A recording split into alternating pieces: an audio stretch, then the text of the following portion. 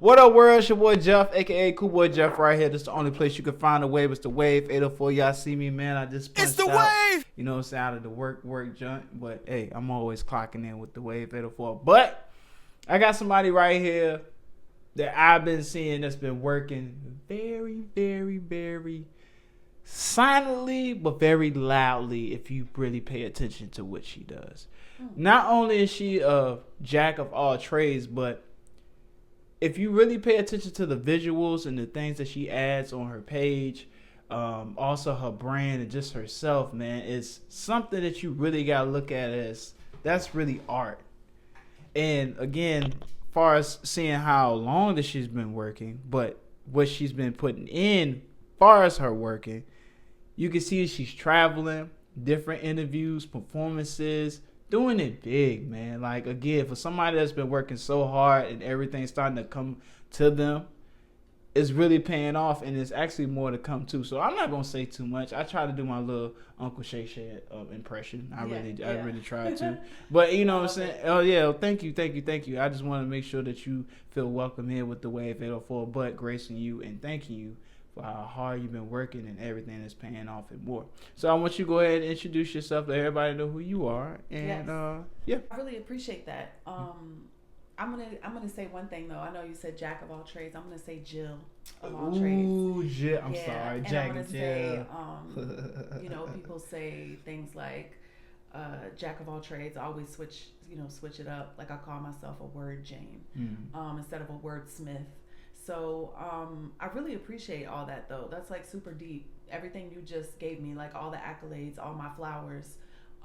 It's so important for me to take advantage of opportunity. Like when people ask me to come on their shows, like I know not every fit is a perfect fit, but like things that feel right and things that feel good, I'm gonna say yes to. I had to miss one recently and felt really bad about it, and I'm gonna make it up, but it was kind of like I just don't like to miss, opportunity. You said so many great things though, but I really just feel blessed to be here. Like this gift hit me at a time where I really needed it as a creative outlet. So when you say, like, when you look at my stuff and it's art, it really is just an expression pouring out of me. Like it's all just spirit flowing through me. There's no if ands or buts about it, or chips about it, because like I really just I myself, and I, as much as it looks like, I know people will be like, oh, you're moving out here. I know that sometimes it does appear that way, but really I really feel like every day I just play. Like every day I play. Like none of it has been hard work. And there was recently someone who told me, like, this is a rat race, V. You really got to get with it. And I was like, it's only a rat race if you call it that. Yeah. I'm going at God's pace. So while it may appear to some I'm doing a lot, or I have done a lot, or I have done a lot in a short amount of time, yes, that is true to a certain extent. However, I've really just felt light about it all. Like it feels good. There's nothing that feels hard or like I've struggled or like, nothing about it. It's like if anything ever becomes labor or laborious or feels like that, like I just chill. I'm gonna go take a nap, like create a new segment. Like I'm not tripping about this being something that has to be like a trivial pursuit, So yeah, I'm happy to be here. Thank you for having me. Thank you, man. It's just an honor because again, things happen for a reason, and just for it happening now, and if we want to discuss so much, it's just like, you get to be able to watch this and your other interviews, and then you get to see those necessary steps, like, all right, I am getting there, you know what I'm saying? So anybody say progress is slow, is not even working for you, the thing is that you're making progress at all. I need to heed to my own words though, but it is really true. Progress versus no progress, you know the deal. But anywho, and there's a lot to be, if I can say something real quick. Oh, go right ahead. There's a lot to be said about that, because there's an awareness that happens when we know that, right? Like, who heals the healer? True. So think about all the people that we look to as healers. people that I don't care if it's a therapist, I don't care if it's a pastor, I don't care if it's a spiritual healer, you know, a Reiki therapist, whatever you want to go to or call upon.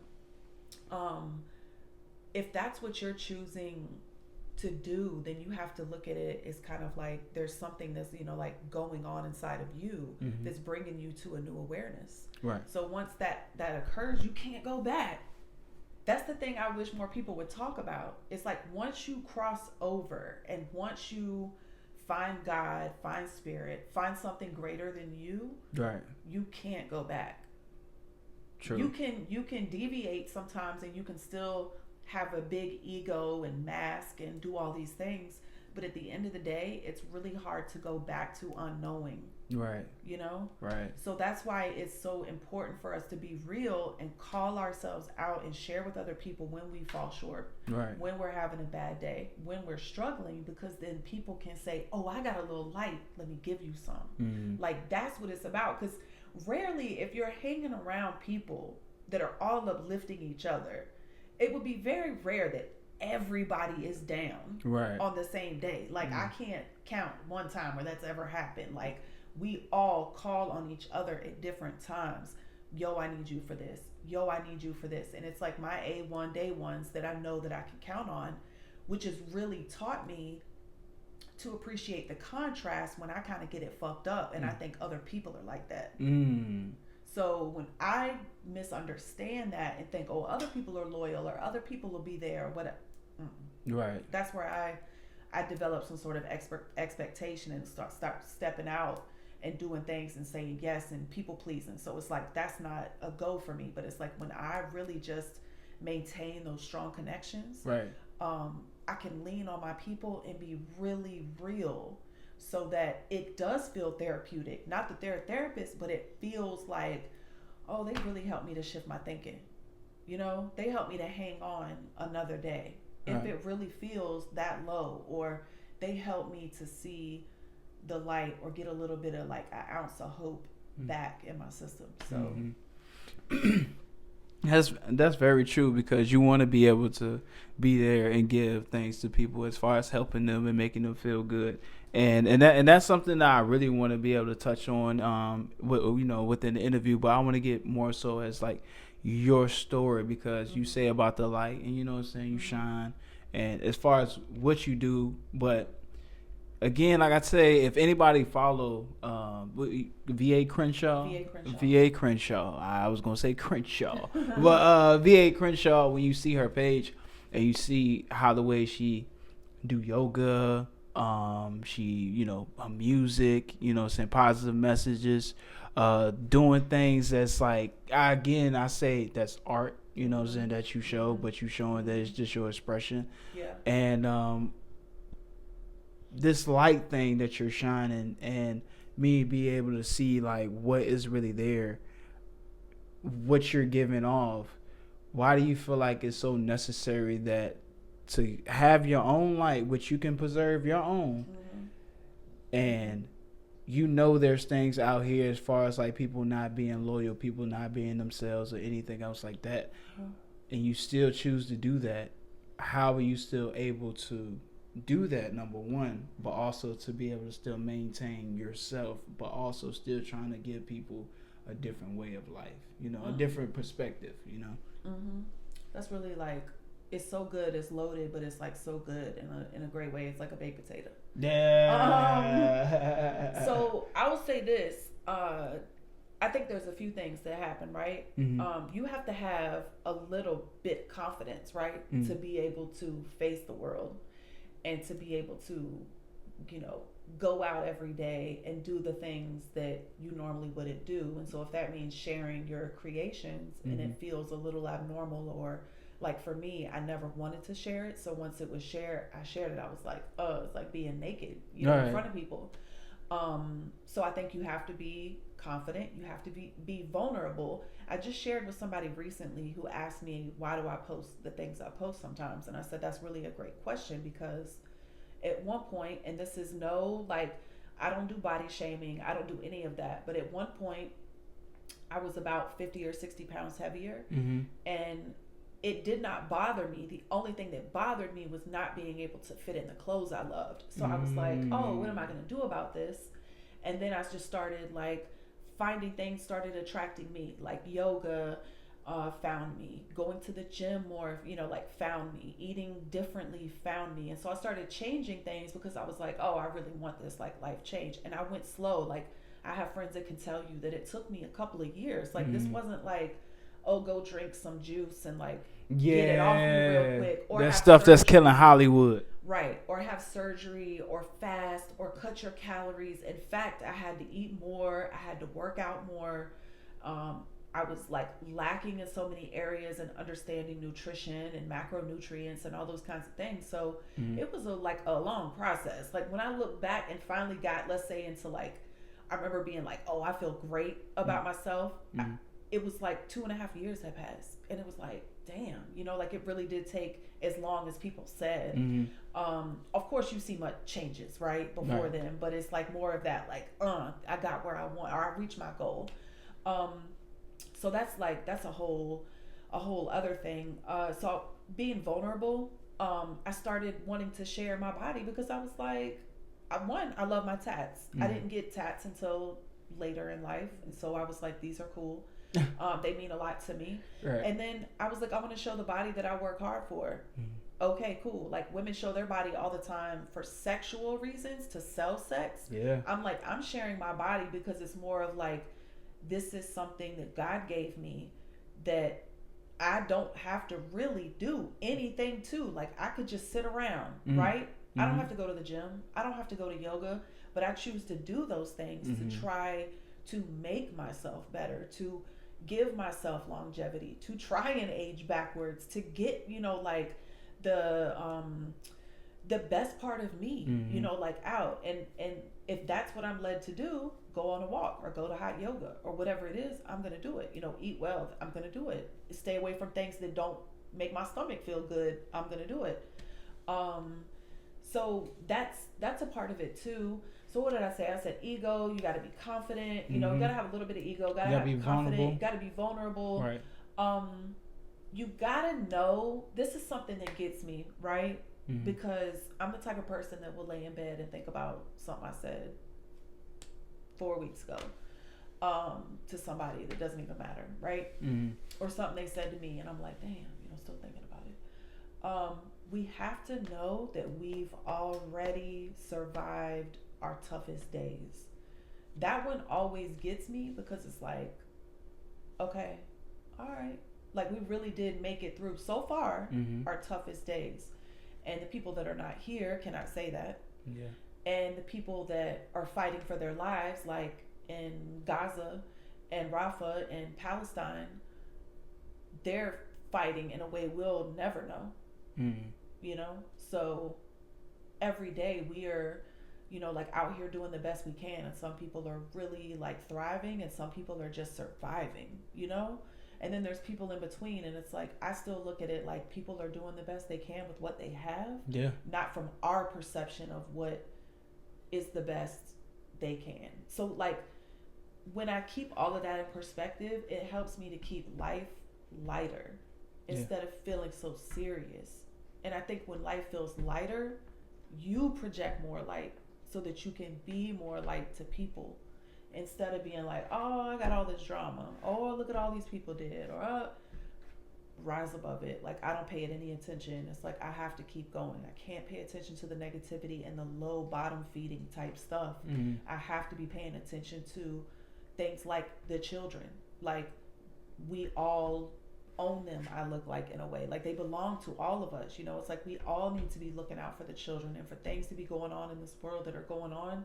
It's crazy that we got things, people having disagreements and this and that going on when it's like there's so many big things to worry about that we should like be putting our differences aside and like really coming together to make real change.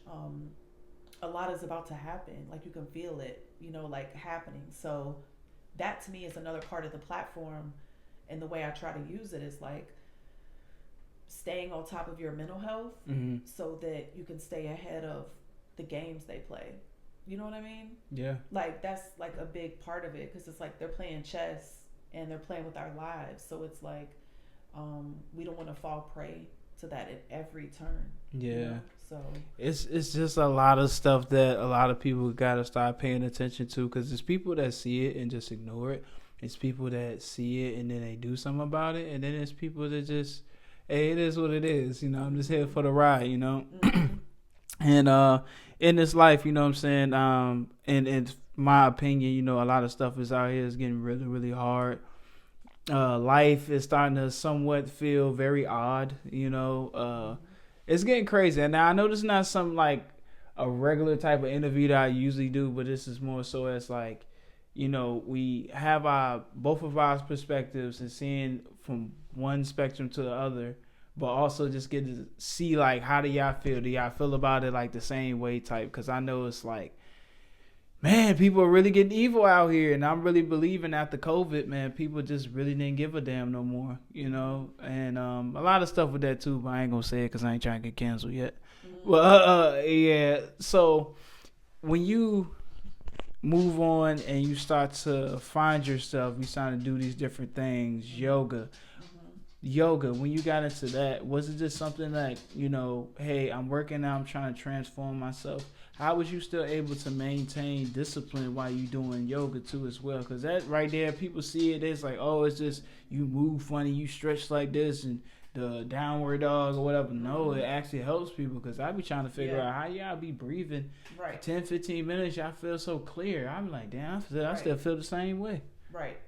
I mean, you can look at it like it's an art in and of itself, but really we, like, if we're just sitting here talking, we're doing yoga, you know, like yoga is like a tree with limbs, and asana is the movement part. So there's other parts to yoga, like, we could totally go off in a whole nother, you know, subject, right? But asana is the yoga part. So there's pranayama too, which is your breath work. So every time you make a movement in yoga, you're inhaling and you're exhaling, right? And then you normally practice a breath work called ujjayi, which is where your mouth is closed and you're breathing on the back of your throat. So it's allowing you to sort of build a response, you know, in your gut, if you will, that like helps clear out toxins and, you know, things like that. So it's more detoxing for the body in a really like soft and gentle way. So you can do yoga, I guess some people would say hardcore, where you're moving quickly, right? And then you can do yoga soft and slow, where it's like you're not moving really fast. And so there's different kinds of yoga. There's like restorative yoga. There's you want the dog drink of water? Yeah, he on it. Yeah, that brother thirsty. You got restorative yoga, you got vinyasa yoga, you got Bikram yoga that's in a hot room.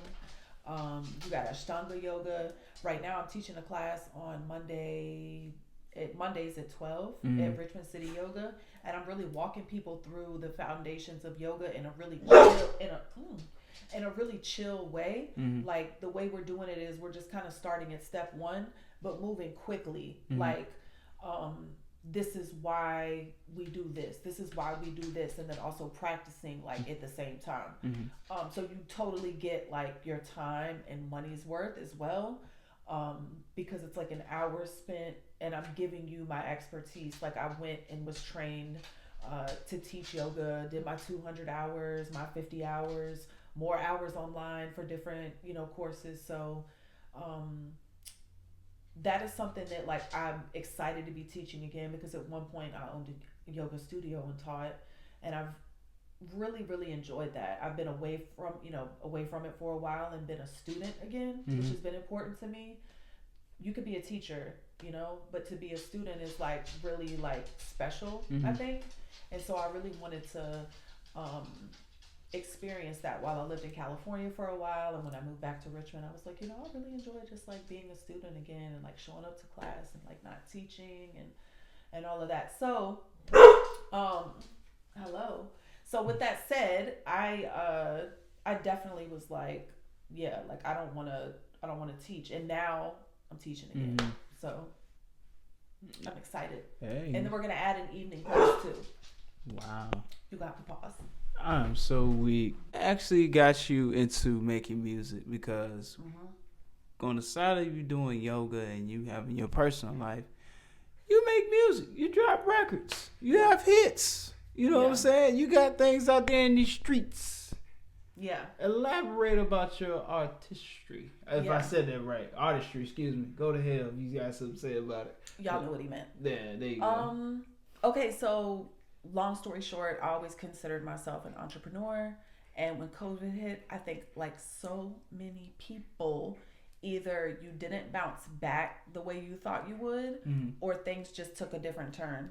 And for me, it took a different turn. And so I was basically spending like a lot of time, like listening to music, out on walks, things like that, taking really long like bike rides.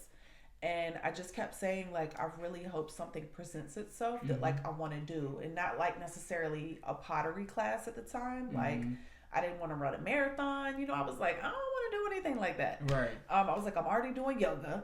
I'm already going to the gym. Like, what else can I do besides like traveling and leaving the country? You know, because like running from problems isn't going to get you anywhere. It's like I just wanted to face them, but like have an outlet, you know, because I was like running down the list of like, what else am I going to do with my time? You know, like I'm meditating, I'm journaling, you know, like what else? And a friend sent me to another friend, and I was talking to them, and they were like, you really need to start writing again.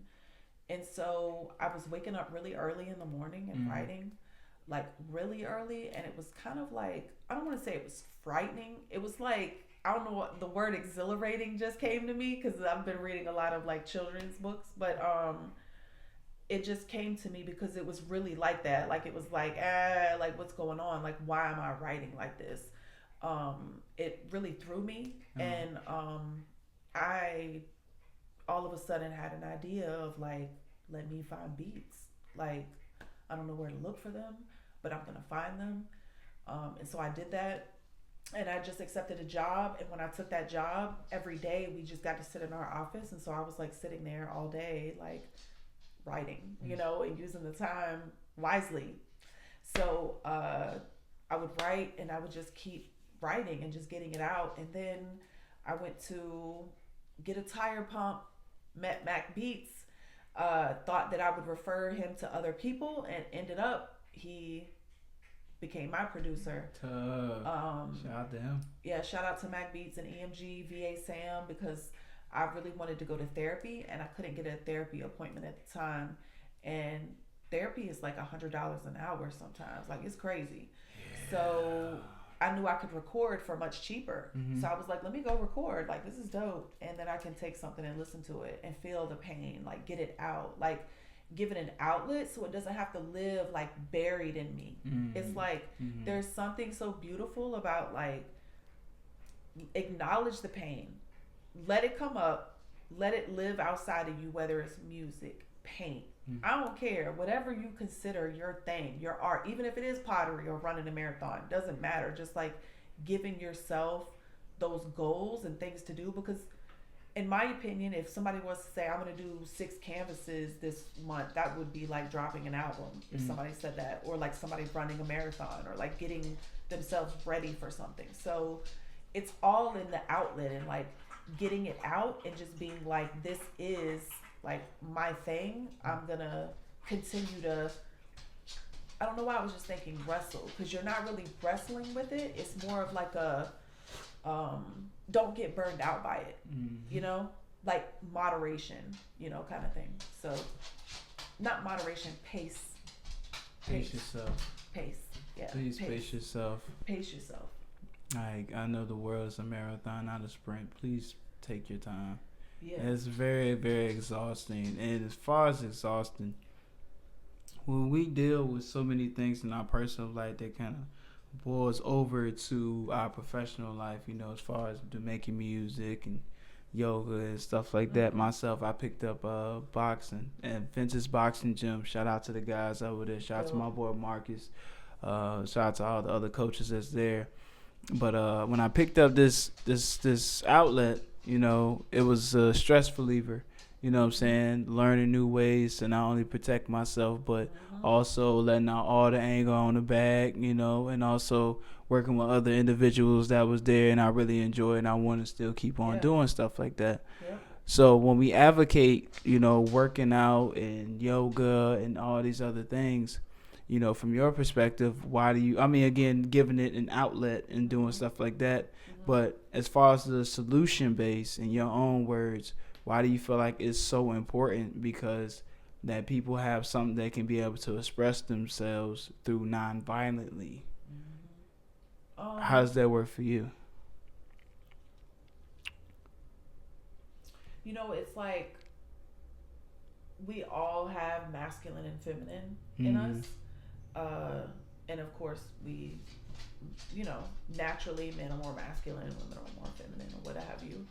I do think though that a lot of women feel like we have to step inside a more masculine space because of what society has pushed us to. And not only society has pushed us to, things cost more money. So there's really no way for women to remain, I don't want to say totally soft, but just kind of like complacent or like necessarily stay at home or expect to or any of those things. Because it's what and again I'm saying what society has fed us, right? So with that being said, like women and men need an outlet so we can all nurture their divine feminine. We all need that. So it's important that we counterbalance things. Like if you're constantly lifting weights, then yeah, you need to stretch, right? If you're constantly stressed out, then you probably need to stretch. If you're constantly running, you probably need to stretch. If you're constantly sitting, you probably need to stretch. Like it's like something everybody can benefit from. So then you start thinking, well, that's why they have so many kinds of yoga. Even think for people that are maybe a little older or less mobile, they have chair yoga, right? There's restorative yoga for people who may have had injuries and need to lie flat. There's yoga for people like me who may want to go run, but I'm like, I'm not about to do that to my knees. I'll get the cardio a different way. Right. Like, so that to me is like the beauty in it and like why you choose it for yourself. I think that we've also been fed so many lies about Western medicine that we forget that so many beautiful holistic options exist, and then we don't discover them till later. Yeah. Because it's not taught to us in schools. True. And it's also very much like a line item in schools. Like it's like, oh, there's yoga this week. Check. It's not like, it's every day. You're going to get a grade from it. We're putting emphasis on this. That needs to have emphasis placed on it. I would love to see students taught from September to June yoga so that on the last day or midway through the year, I'm critiquing their postures and finding out how much growth they've had till the end of the year. Like, what would be so hard about that if you saw them once a week and did that twice a week, but we place more emphasis on test scores that don't really tell us anything about the student. So that nothing. Right. So that if I'm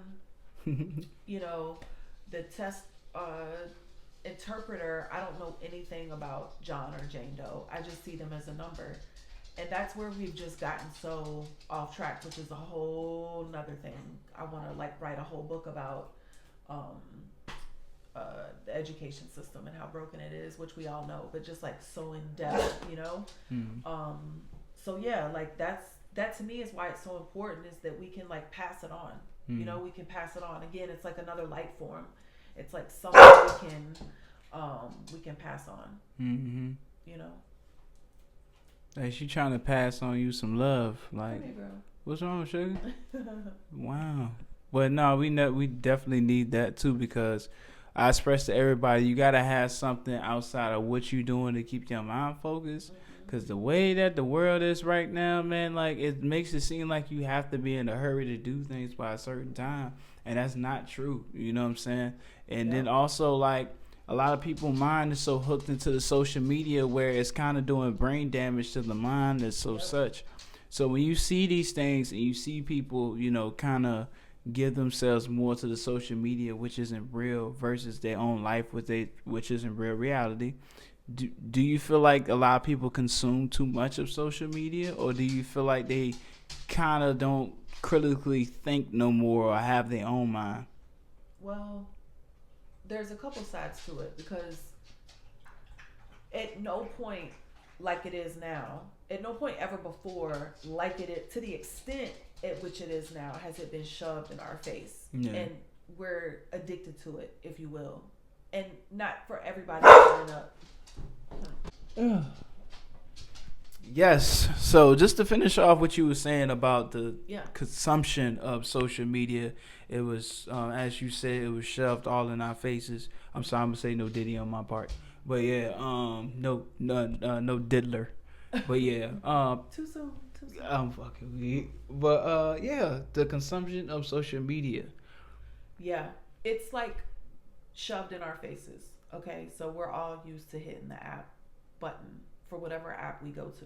Mm-hmm. I don't care what it is, whatever you go to, your email, IG, right? Yeah. We're all like used to go into that immediately on our phones. Not necessarily first thing in the morning, but we're just used to it. And at the end of the day, you cannot help but see other things you wouldn't normally see during your day. Like, let's be real. If you are working or involved in your business and you do things like run to the store once or go to get gas once, or like, you're not going to see when you open up your page those things during your day, except if you open up IG or social media or look on Google at news or whatever. You're just not going to see.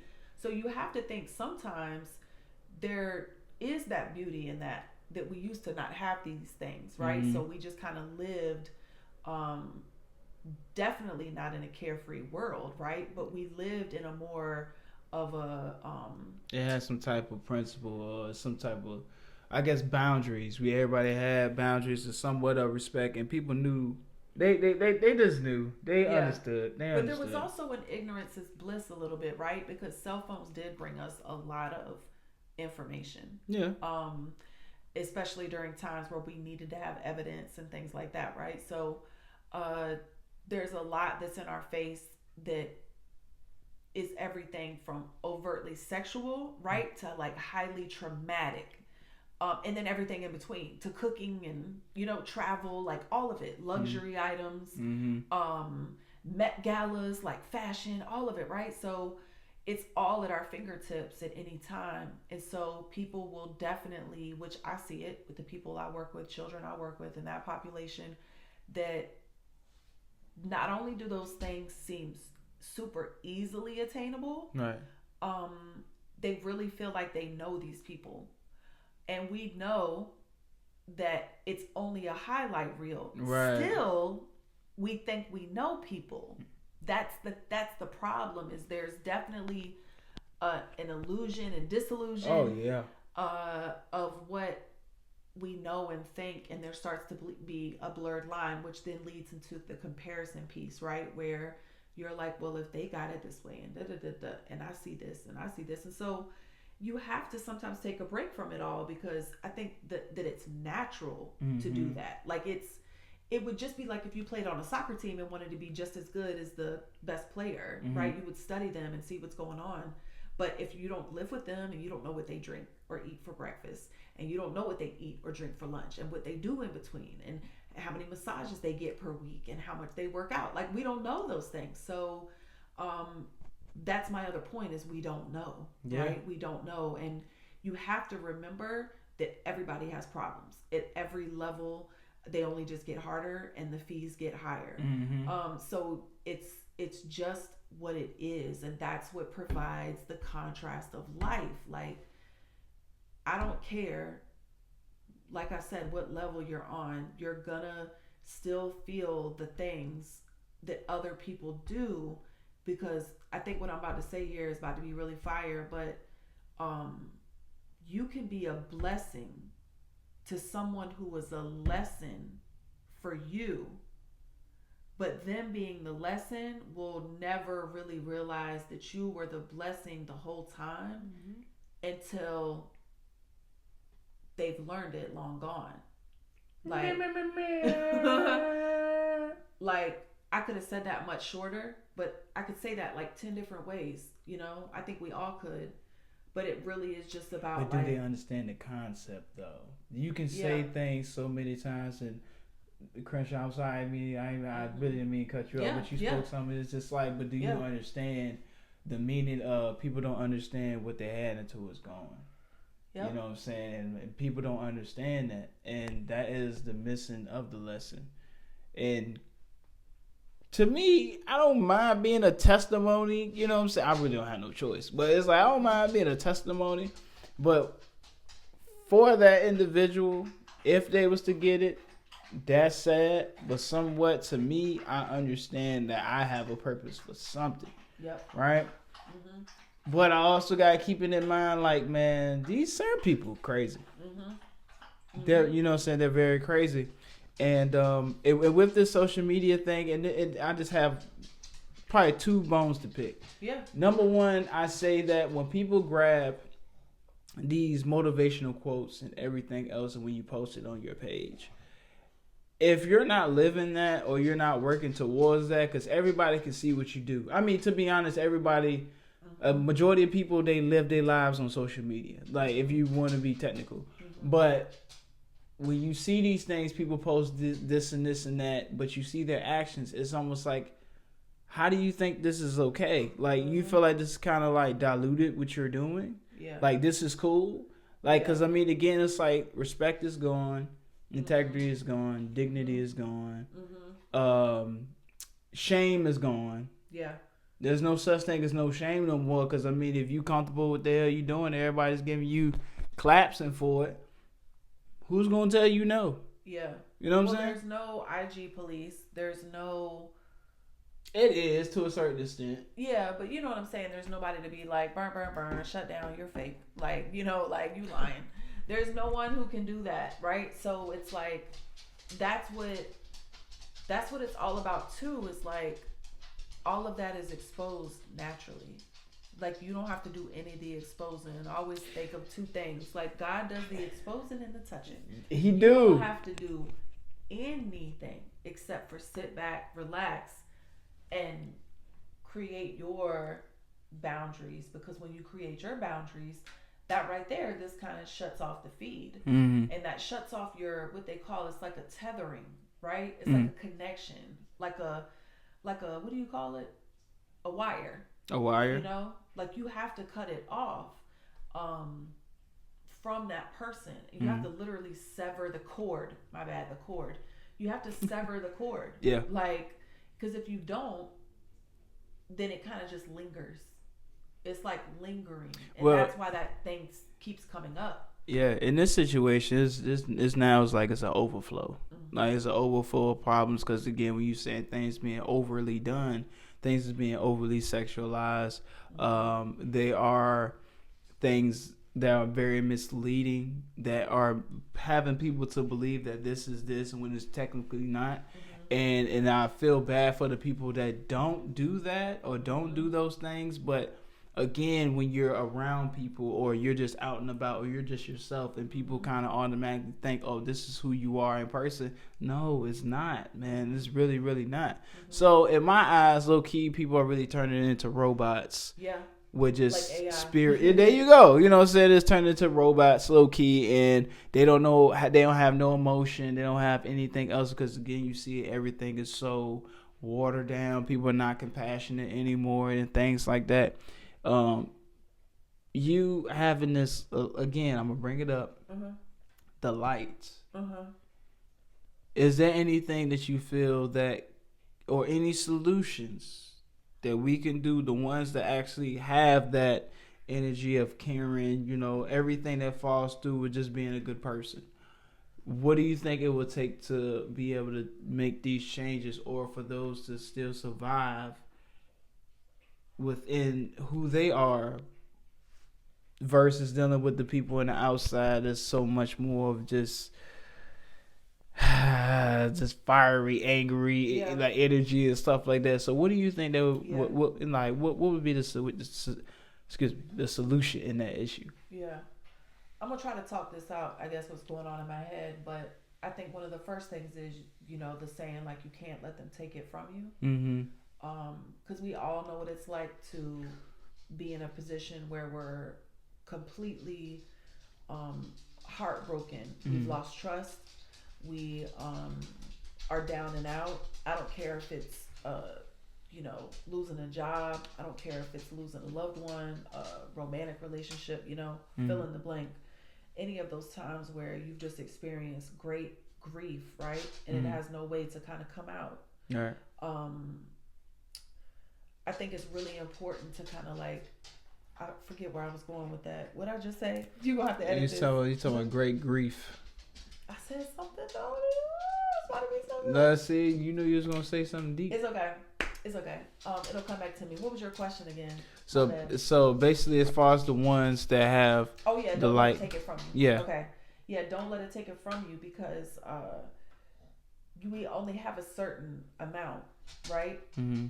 I mean, we know that it's we know that it's abundant and endless, right? But what I'm trying to say is we don't want people to deplete us. Mm-hmm. So we can't let them deplete us. So if a person's not doing well or is sick, if you will, we can't let them bring us down. Right. We can't meet them where they are. We have to stay up. Right. So sometimes it almost feels impossible where everyone is like sick and trying to feed off you and your energy. Yeah. Because that's sometimes essentially what they'll say. I just want to spend time with you. I just need your energy. I just want to run something by you. I just want to pick your brain. I just want. So when you constantly hear that, you really don't have boundaries when you react to all of it or you do it all, right? So then you have to start saying to yourself, not necessarily would they do it for me, it's just no. Right. Like it's just a no, because you don't really want to play that game and see would they do it for me, because that's not what it's about. Mm-hmm. You're gonna see that regardless, right? But don't set yourself up, right? Because you can't give it all out. So you can't give out all your life, you can't, because that's what makes you so beautiful and so special to begin with, is reserving some of that glow. And then when it comes to like, how do we change the world? Like, how do light workers change the world? I feel like we're constantly changing the world, because you can honestly ask every person that you have aligned with in a really positive way, and they can tell you people that have made positive impacts on their life, whether it is a drama teacher, a music teacher, a friend's parent, like anybody who made an impact, a basketball coach, like you name it, a person who had an impact on you, you don't forget. And you might only be able to count on one hand, and that's okay, but it's people that said that one little thing to you, or gave you that extra hug, or checked in on you, or whatever it is. You don't forget that as a child, and as an adult it becomes even more special, because you realize just how rare loyalty is. Loyalty and accountability and what I call stick it with itness, consistency. It's really hard for people, because you have to think, if they didn't see that as a child and they really never saw it, it's going to be almost impossible for them to just replicate. Facts. So light workers have to keep changing the world by not getting hardened by the people who want to be light workers, because let's be for real, that's why they keep showing up in your life, is your floodlight is blinding them, though. That's the problem. It's not you, it's your light is so bright that once they like get in and they like, they can't take it, because they know that you're a higher calling. So they can't really meet you there yet. So that's why it becomes so important when you think, don't judge people, right? Because you can be anywhere at any time. So you pray for them, you send them love, bye-bye. Like that's where the boundary comes in. The problem is good people want to keep them around, because we're like, oh, we can help them. We can fix them. We can do X, Y, Z. That's not our job. So that's why it's so important, so powerful to just really be what you say you are. Try to be as transparent as possible, and don't mask, because when you mask, you just create too many problems for yourself. Just be real and just let it flow. You know, get your heart hurt, get fall crazy in love, like do all the things, you know, skip and jump, run in the park, play with your friends, like talk to kids more, do all those things, write somebody a handwritten letter, drive on the roads that you normally wouldn't drive on, like just do things that feel good but like spontaneous. And then when you're doing that, it's kind of like you're just creating new sparks in yourself and new inspiration. When you're doing that, that leads to what? Like step one. That's like, oh, well, I want to try this. Oh, I want to do that. And then bam, what happens? Something happens. Somebody fucks it up. Right. Anything happens, that's okay, because then that tells you more of what you don't want. It tells you more of what you do want. And it's like this process is always going. And that's why even on the times where I have felt so down and out, like I can't get past this, once I start thanking all of those, what I perceive to be problems or people that I thought were problems or what have you, once I start really thanking them for creating that contrast in my life, then it's like, oh, okay, I see. They was just really getting me to where I want to be. Cool. Bam. Okay. You know, I just really enjoy, you know, I really enjoy that you're able to express yourself and you're able to help other people and just share what you have, because again, it can just only be the one simplest thing, but it can gravitate so many people towards you. And towards you, last but not least, where can everybody follow you at on all social media platforms and also music platforms too as well? Yeah. She has bangers. Thank you so much.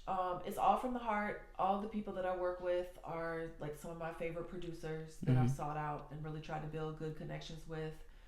Everybody that I've gone in the studio with is really near and dear to my heart too. So shout out all those people. You can find me everywhere, VA Crenshaw. So I'm on all platforms.